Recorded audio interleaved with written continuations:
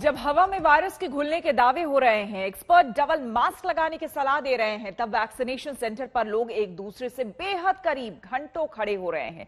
कई जगह तो धक्का मुक्की तक हो रही है। ऐसे में सवाल ये है कि क्या टीका केंद्र अगली लहर की वजह बनने जा रहे हैं?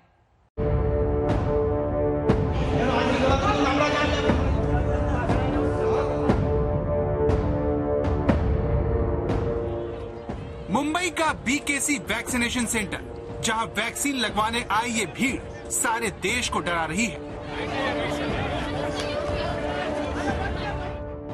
सवाल सीधा है, क्या वैक्सीनेशन सेंटर कोरोना विस्फोट की बड़ी वजह बनने वाले हैं?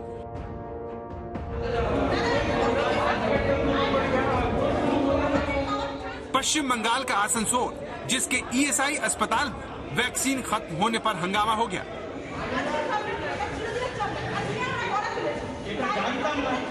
सवाल है, क्या कोरोना की अगली लहर टीकाकरण केंद्रों में बद इंतजामी की वजह से आएगी?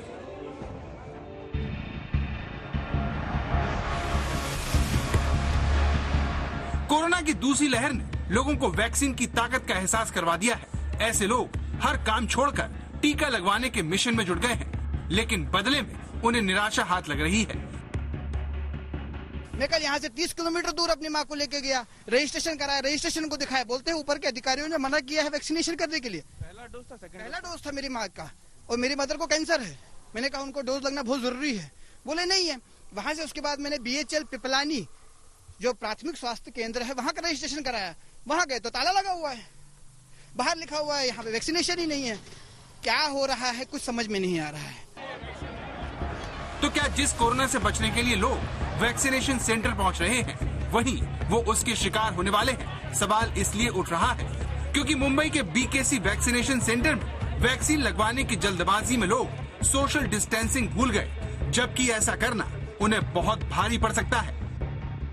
सोशल डिस्टेंसिंग का नियम मुंबई के दादर में भी टूटता मिला, जहां 45 साल से ऊपर के लोगों को वैक्सीन लगाई गई। लेकिन देखिए, वैक्सीन लगवाने की चिंता में लोग सामाजिक दूरी का नियम कैसे भूल गए हैं।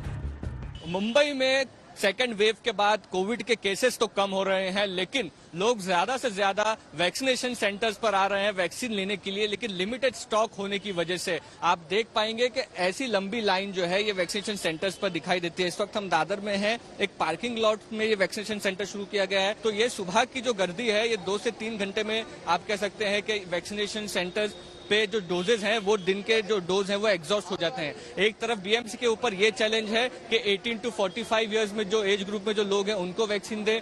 दूसरा ये कि जो सेकंड डोज पेंडिंग है उनको सेकंड डोज दे। तो इन सारी दिक्कतों में जो वैक्सीन का स्टॉक है वो कहीं ना कहीं कम पड़ रहा है। देश में वैक्सीनेशन सेंटर किस तरह से कोरोना का अड्डा बन सकते हैं, उसे महाराष्ट्र के ही बीड की तस्वीर से समझिए, जहां कोरोना का टीका लगवाने आए लोग लाठी चार्ज में फंस गए। सीसीटीवी की इस तस्वीर में आप देख सकते हैं कि पुलिस एक नौजवान को मार रही है, जिससे वैक्सीन लगवाने आए बुजुर्ग और महिलाएं सकते में आ गए। महाराष्ट्र के पड़ोसी राज्य गुजरात के भी हालात बहुत अच्छे नहीं हैं, जहां वैक्सीन लगवाने के लिए सैकड़ों लोग सुबह से ही केंद्र पर मास्क लगाकर तो पहुंच गए, लेकिन यहां भी सोशल डिस्टेंसिंग गायब मिली। लोग कोरोना के खतरे के बीच घंटों ऐसे ही एक दूसरे के करीब खड़े होने को मजबूर हैं, ताकि चाहे जैसे भी हो बस वैक्सीन लग जाए। कोरोना की इस दूसरी लहर में वैक्सीन ही बचाव है। अब 18+ को लेकर वैक्सीन ड्राइव जो है वो शुरू हो चुका है। आपको दिखाते हैं, यहाँ पे लंबी कतार है। जो 18+ के लोग हैं उनके लिए ये कतार लगी हुई है। हालांकि अभी भी वैक्सीन का जो प्रक्रिया है वो शुरू नहीं हुई। जो स्टॉक हमने अंदर पूछा, उनके मुताबिक उनके पास आज 300 लोगों के लिए ही वैक्सीन का स्टॉक आया है, जिसमें से 100 जो है वो 18+ के लिए है, और बाकी जो 200 का स्टॉक है वो 45+ और दूसरे डोज के लिए। वैसे में आपको दिखाते हैं, यहाँ पे जो भीड़ है, बड़ी तादाद में यहाँ पे लोग पहुंचे हुए हैं। हालांकि वैक्सीन ड्राइव जो है 10 बजने आए हैं, बावजूद उसके जो वैक्सीन का ड्राइव है वो अब तक शुरू नहीं हो पाया। ये बताइए, आप लोग कितने बजे से यहाँ पे इंतजार कर रहे हैं? 8 बजे से, 8 सवा 8 बज के अखबार खड़े थे 8:15 बजे से, अभी तक हमारा नंबर नहीं आया है। जिस भारत में सबसे ज्यादा टीके बनते हों, दुनिया के सबसे बड़े टीकाकरण अभियान चलते हों, उस देश में वैक्सीनेशन सेंटर मछली बाजार बन गए हैं, जहां सिर्फ हंगामा और मायूसी है।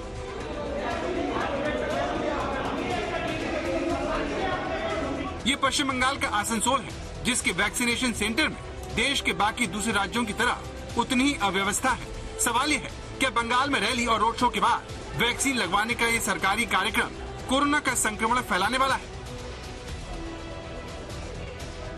तो देश में पहले लोग कोरोना का खतरा उठाते हुए वैक्सीनेशन सेंटर आते हैं, जहां प्रशासन को सोशल डिस्टेंसिंग का पालन करवाने की जरूरत महसूस नहीं होती।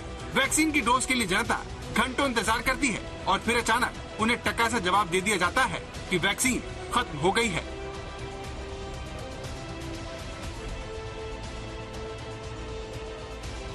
साइबर सिटी गुड़गांव में भी ऐसा ही हुआ, जहां लोग घंटों लाइन में लगे रहे, लेकिन जब उनकी बारी आई तो कह दिया गया कि वैक्सीन खत्म हो गई। 3 घंटे मैं लाइन में लगा हूँ, तो उसके बाद पता लगा कि डोज खत्म हो गई है। और यहाँ खिड़की एक ही है, लोग इतने हैं और बड़े मेरे से भी ज्यादा बुजुर्ग जो हैं जो सफर कर रहे हैं, तो मेरा सजेशन तो यह है खिड़की एक की जगह 4 होनी चाहिए। जयपुर के गांधीनगर के इस टीकाकरण केंद्र में तो बाकायदा वैक्सीन खत्म होने का बैनर ही लगा दिया गया। राजस्थान में सरकार बार बार कह रही है कि वैक्सीन लगवाएं ताकि कोरोना से बचाव हो सके, पर ज्यादातर प्राथमिक स्वास्थ्य केंद्र और जो अन्य वैक्सीन के सेंटर्स हैं वहां पर वैक्सीन खत्म हो चुकी है। हम पहुंचे हैं जयपुर के गांधीनगर में स्थित इस प्राथमिक स्वास्थ्य केंद्र पर, जहां पर आप देख सकते हैं कि पहले ही नोटिस लगाया जा चुका है आउट ऑफ स्टॉक होने का, वैक्सीन खत्म होने की हवाला दिया जा रहा है और कहा जा रहा है कि वैक्सीन खत्म होने के कारण यहां पर फिलहाल वैक्सीनेशन नहीं की जा रही है। आप देख सकते हैं किस तरह से स्वास्थ्य केंद्र का जो स्टाफ है वो यहाँ पर खड़ा है। इनसे बात करेंगे। मैम, क्या स्थिति है इस समय वैक्सीन को लेकर? सर अभी खत्म हुई है 2-2:30 बजे।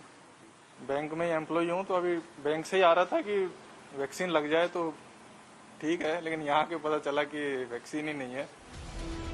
जयपुर की तरह भोपाल के वैक्सीनेशन सेंटर भी वैक्सीन की कमी से 2-4 दिखे। भोपाल के तुलसी नगर टीकाकरण केंद्र पर 18 साल से ऊपर के कई लोग वैक्सीन लगवाने आए, लेकिन उन्हें मजबूरी में वापस लौटना पड़ा। कोरोना की दूसरी लहर ने सरकारों को हर मोर्चे पर बेनकाब कर दिया है, लेकिन सबसे दुख की बात यह है कि चाहे ऑक्सीजन सिलेंडर हो या फिर वैक्सीन की खुराक, जनता को इसे जुटाने के लिए कोरोना के खतरे के बीच छोड़ दिया गया है। मुंबई से मुस्तफा शेख, भोपाल से रवीश पाल सिंह, जयपुर से देवंकुर वधावन और अहमदाबाद से गोपी गांगर के साथ आज तक ब्यूरो।